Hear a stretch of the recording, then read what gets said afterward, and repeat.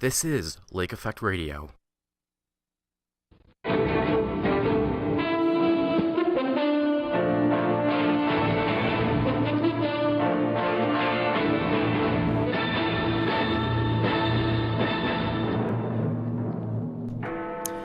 morning. This is the news at 10 here at on Lake Effect Radio. Your newsreader this morning is Ryan LeGrand. The body of U.S. Supreme Court Justice Antonin Scalia was taken to West Texas Airport Sunday afternoon and was being flown to Virginia after it was determined he died of natural causes and an autopsy was not necessary. Chris Lujan, a manager for Sunset Funeral Homes, said Scalia's body was taken from the El Paso facility late Sunday afternoon and was being flown to Virginia, though he had no details. Scalia's family didn't think a private autopsy was necessary and requested his remains be flown home as soon as possible, he said.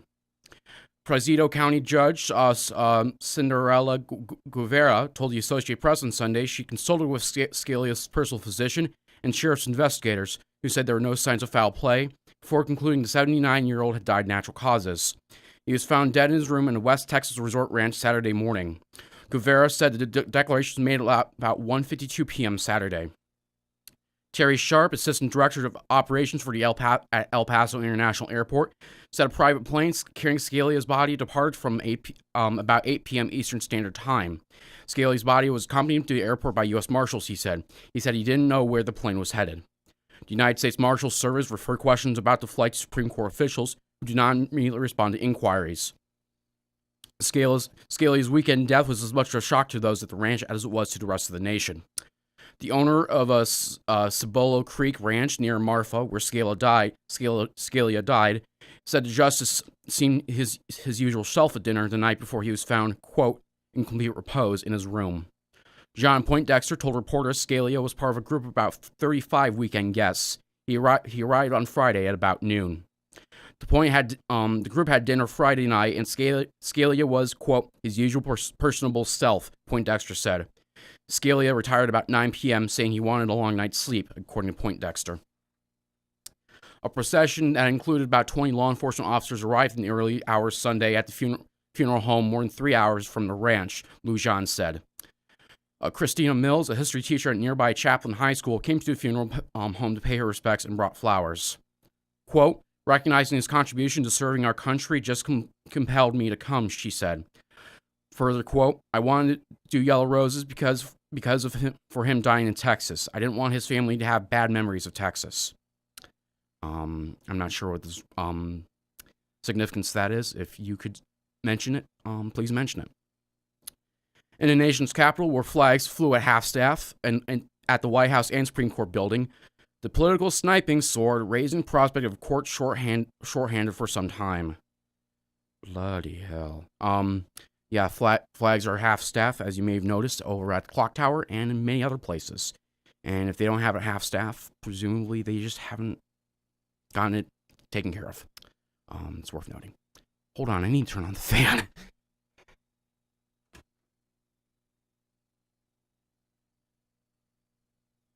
There we go. Now I'm not sweating to death. I am going to skip a paragraph about the political meandering because, frankly, I don't really care about that. Scalia's colleagues praised his brilliance and grieved his death. Justice Ruth Bader Ginsburg said she and Scalia, quote, were best buddies for more than 30 years. Justice Clarence Thomas said, quote, it is hard to imagine a court without my friend. President Barack Obama ordered flags to be flown at half-staff at the High Court, where Scalia served for 3 decades, and other federal buildings throughout the nation, and U.S. embassies and military installations throughout the world. And many private institutions or institutions of state governments have followed suit, as mentioned before, not Lake Effect Radio, Lakeland Community College being one of them. Also dealing with aviation, although it's more directly than before. A plane bound for New York had to return to London's Heathrow Airport after a laser was shown at the cockpit. The Virgin Atlantic flight doubled back as a, quote, precautionary measure after the co-pilot reported feeling unwell following the incident yesterday, the airline said. Police said they were trying to find the source of the beam. The Virgin Atlantic spokesman said the safety of the crew and customers on board VS Victor Sierra 025 traveling from Heathrow to New York JFK was a, quote, top priority. Quote, all customers will be offered overnight accommodation and we will get them on their journey as soon as possible. Further quote, we are working with the authorities to identify a source of laser to cause return of aircraft to Heathrow, she added. It is understood at this point in time that there were 252 passengers and 15 crew on board the flight. A message on the airline's flight status website stated, quote, following this incident, the first officer reported feeling unwell. Further quote, the decision was taken by both pilots to return to Heathrow rather than continue the transatlantic crossing. Police said they were contacted at about 9:35 p.m. yesterday following reports of a laser shown in the direction of a commercial aircraft. Their inquiries are continuing and no arrests have been made as of yet. A pilots union has said, quote, more needs to be done to tackle the growing use of lasers against aircraft following the incident. And the rest of this article, which was sourced from the British Broadcasting Corporation, deals with that stuff. Yes, let's make it perfectly clear. Do not shine a laser at aircraft, any aircraft. Don't care if it's drones, general aviation, commercial aviation. It is very, very bad, and you will get in very serious trouble, and you may have people hunt you down and kill you. I am not joking about that last bit. Just ask the flight controller of that mid-air collision in 2002 over Germany. He paid with his life. Not because he was executed, because he was murdered by a relative of one of the victims, but still, he died nonetheless. So, yeah, it's very, very serious. Do not, never, ever, ever, ever shine a laser near any sort of flying object. Ever. This has been a public service announcement of Lake Effect Radio. Pope Francis launched a broadside against endemic corruption during his first visit to Mexico as pontiff, calling President Enrique Peña Nieto and his government to combat it. Corruption is deeply ingrained in Mexico, and Mr. Peña Nieto, his wife, and finance minister have all been embroiled in conflict of interest scandals involving homes purchased from government contractors. The Pope also called on Mexico's bishops to take a more active stand against the drug trade, which he called, quote, devourers like a metastasis, which basically is cancer spreading throughout the body. Once that happens, it's pretty much a death watch. He told them to make it clear to drug dealers that they could not consider themselves good Catholics if their hands were, quote, drenched in blood, but pockets filled with sordid money and their consciences deadened. Drug trafficking gangs have infiltrated police forces across the country, and more than 100,000 people have been killed in drug violence over the last decade. Some 26,000 are missing. Quote, experience teaches us that each time we seek the path of privilege or benefits for a few to the detriment of the good of all, sooner or later, the life of society becomes a fertile soil for corruption, the drug trade, the exclusion of different cultures, violence, and also human trafficking, kidnapping, and death, the Pope said. He said Mexico's leaders have a, quote, particular duty to move past corruption and violence and work for the collective good. Speaking in his native Spanish before bishops inside the city's main cathedral, the Argentine-born pontiff urged religious leaders to do more to help migrants. Quote, brothers, may your hearts be capable of following these men and women and reach them beyond the borders, he said, calling on Mexico's church to strengthen its ties with the U.S. Episcopate. The Pope has made migration one of the central issues of his papacy and is due to end his visit to Mexico in the notorious northern city of Ciudad Juarez, where he will meet relatives of victims of violence. And locally, before the break, Madison Village wants to dissolve its police department as a cost-saving measure, the village's mayor announced in an open letter to residents. Madison Township is if the plan goes through, Madison Township will provide policing for the village if council members pass a resolution to dissolve the department. Council will discuss the subject at tomorrow's meeting. The move is expected to save the village $81,000 annually over the village's 2015 budget and about $250,000 from what the village will need to have a fully staffed police department, according to man Sam Britton Jr.'s letter. Quote, it simply makes sense to do together what we now each do alone, Britton wrote. The village would pay the township $575,000 annually, plus increases for, quote, actual costs, the letter says. The Police Department's 2015 budget is $656,100, including $370,784 from the village's general fund. The rest is generated by police levy.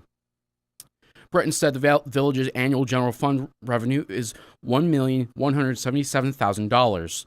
Police department takes up more than 31% of the village's general fund, Britton said. The village of about 3,200 residents currently has 3 full-time patrol officers and a police chief. The rest of the shifts are filled with part-time officers. To be fully staffed, the department would need 6 full-time officers at a cost of $836,000, according to the letter. Quote, part-time officers fill in open shifts, but that has not proven to be an effective way to run the department, Britton wrote. Further quote, we function at times only due to Chief Shannon's tireless service running patrol in addition to her other duties. A township police substation will be located in the village. There will be a full-time township officer and patrol at all times in the village, similar to the current staffing, Britton wrote. Using the township's police department will give the village the benefit of using backup officers already on duty in the township, as well as detectives to investigate serious crimes, the letter says. Quote, dissolving the village police department is a serious decision, Britton's letter says. It is not being made lightly or without significant contemplation. We will return after the break. This is Lake Effect Radio.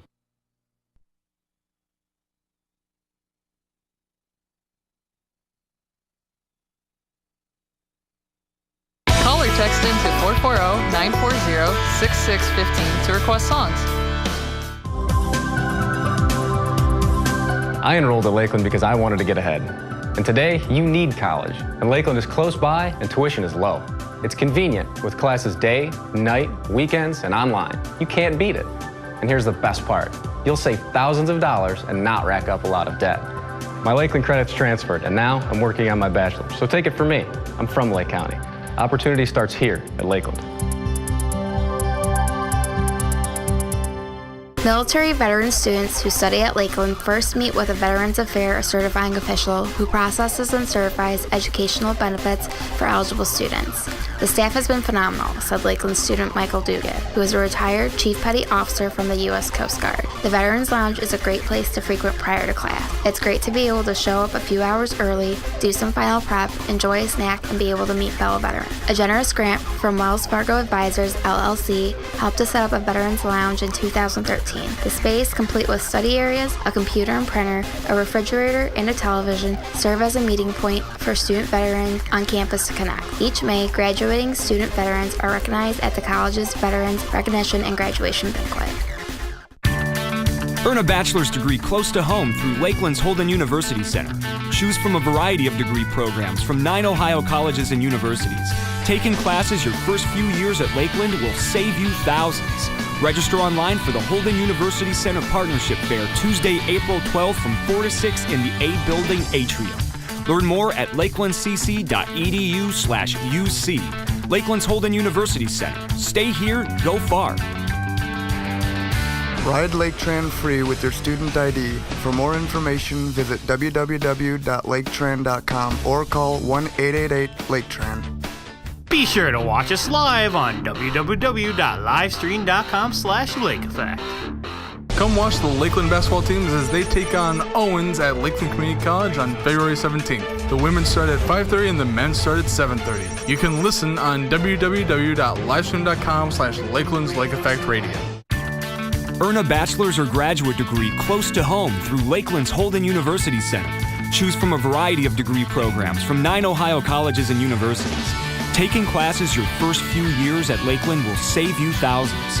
Register online for the Holden University Center Partnership Fair, Tuesday, April 12th from 4 to 6. Learn more at lakelandcc.edu/UC.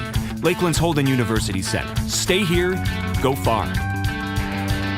Ride Lake Tran free with your student ID. For more information, visit www.laketran.com or call 1-888-LAKETRAN. Call or text in to 440-940-6615 to request songs. Rainsider walk-ins in the library, C351. Free and no appointment needed. Need assistance in guiding and enhancing your writing skills? A Writing Center tutor is available to students working on assignments, papers, and projects. They're available Monday, 11 a.m. to 5 p.m., Tuesday, 9 a.m. to 5 p.m., Wednesday, 11 a.m. to 4 p.m. Thursday, 9 a.m. to 5 p.m. Call 440-525-7425 for more information.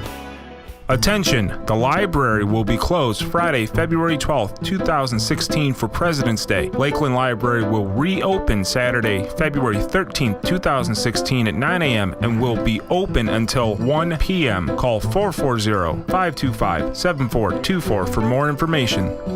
Rainsetter walk-ins in the library, C351. Free and no appointment needed. Need assistance in guiding and enhancing your writing skills? A Rainsetter tutor is available to students working on assignments, papers, and projects. They're available Monday, 11 a.m. to 5 p.m., Tuesday, 9 a.m. to 5 p.m., Wednesday, 11 a.m. to 4 p.m., Thursday, 9 a.m. to 5 p.m. Call 440-525-7425 for more information.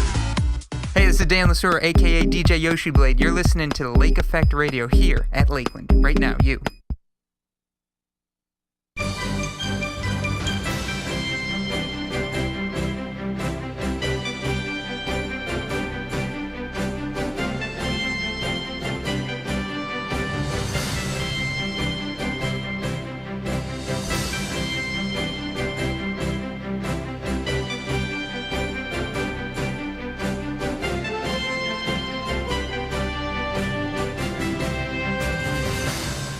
And we have returned to the news at 10 here on Lake Effect Radio. I am still Ryan LeGrand. Your news reader is still Ryan LeGrand. Sorry. Turkey has promised the, quote, harshest reaction if Kurdish forces try to take the key town of Azaz in northern Syria. Over the weekend, Turkey shelled the Kurdish YPG militia as it made advances in the area. Syria said the Turkish shelling was a violation of its sovereignty and called on the United Nations to act. Turkey views the YPG militia in Syria as allied to the outlawed PKK, which has carried out a decades-long campaign for autonomy in Turkey. Turkish Prime Minister Ahmet Davutoglu told reporters on his plane as he headed to Ukraine that the weekend shelling had managed to force the YPG from Azaz. Quote, if they approach again, they will see the harshest reaction. We will not allow Azaz to fall, he said.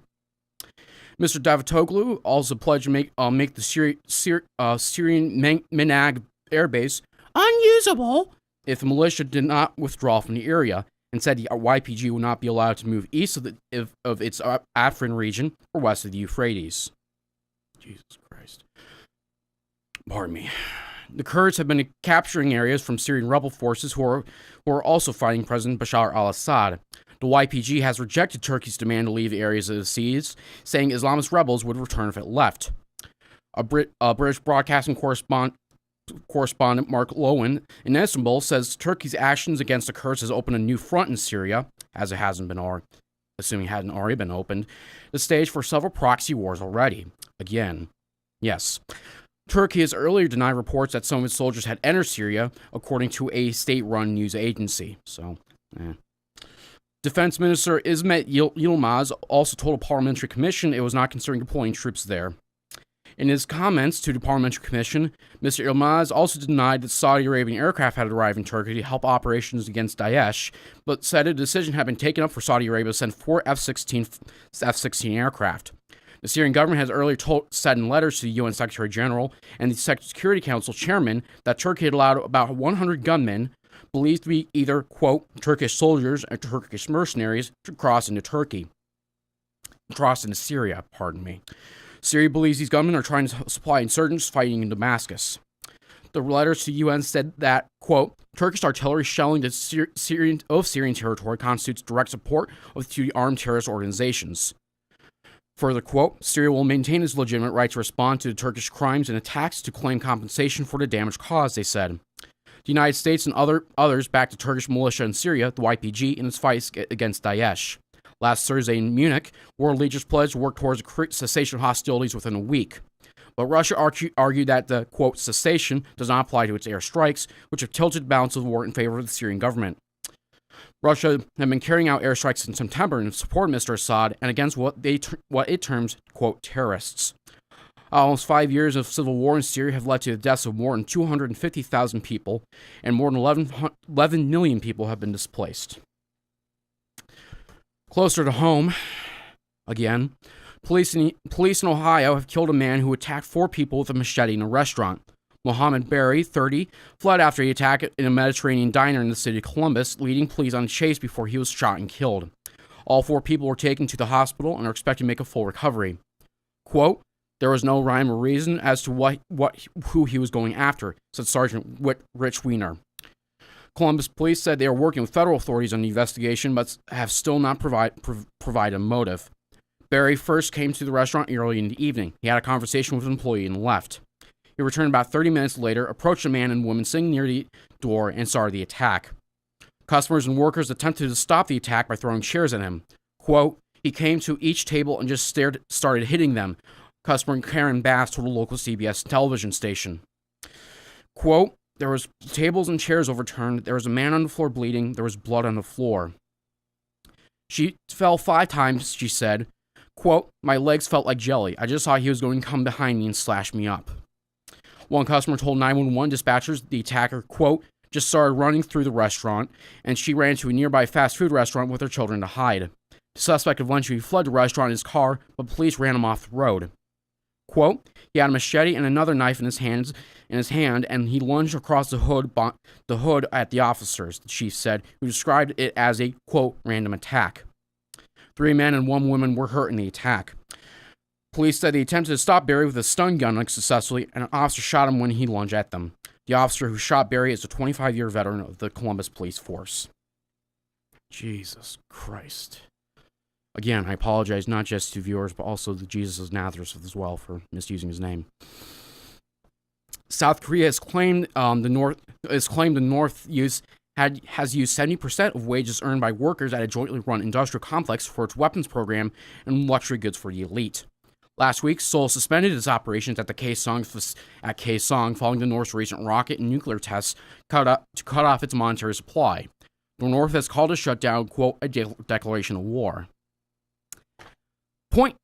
Here's a point for you, Pyongyang. You two sides have always been at war.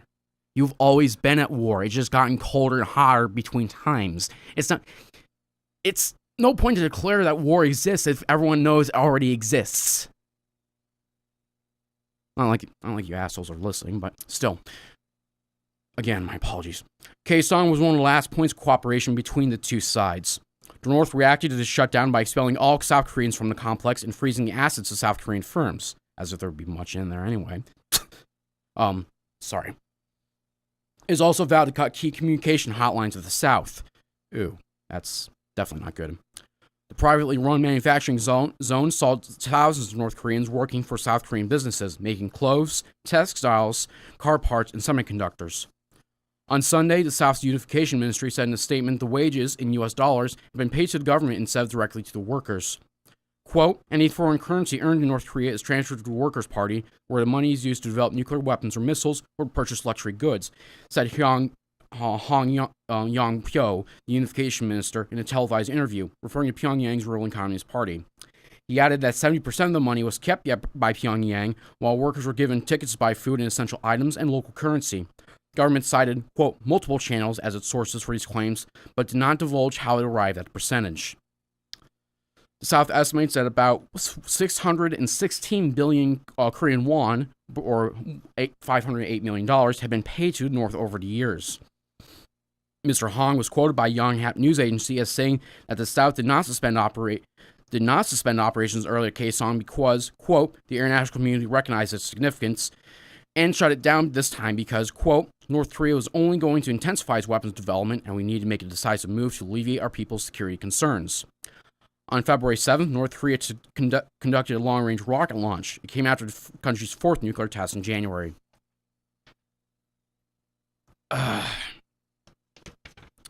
You know what? At this point in time, I'm just going to read the weather and be done with it, because honestly, this is starting to get me angry.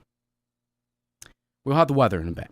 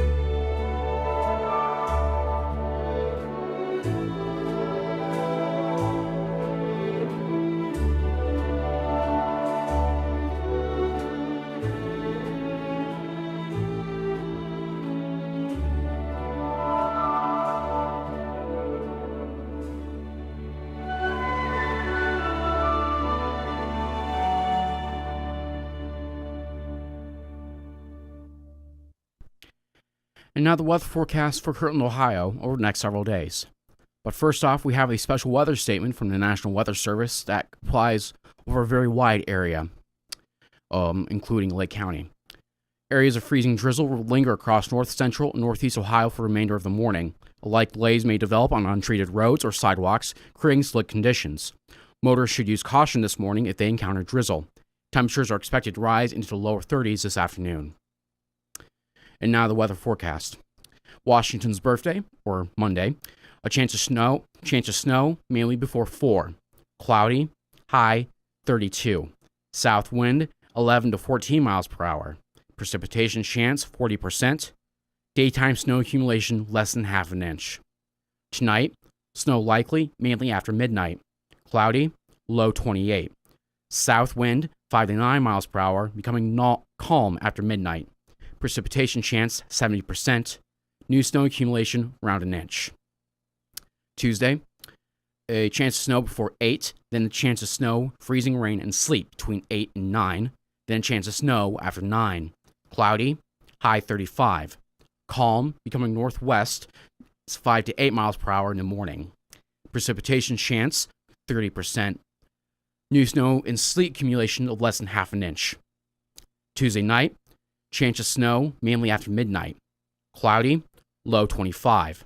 West wind 6 to 8 miles per hour. Precipitation chance 30%, and new snow accumulation less than half an inch. And Wednesday, a chance of snow before 8, then a chance of snow showers after 8. Cloudy, high 32. West wind 7 to 11 miles per hour. Precipitation chance 50%, and new snow accumulation of less than 1 inch. And that was the weather forecast, and that will conclude this show here for today. Thank you for listening, and keep on listening to Lake Effect Radio. Goodbye.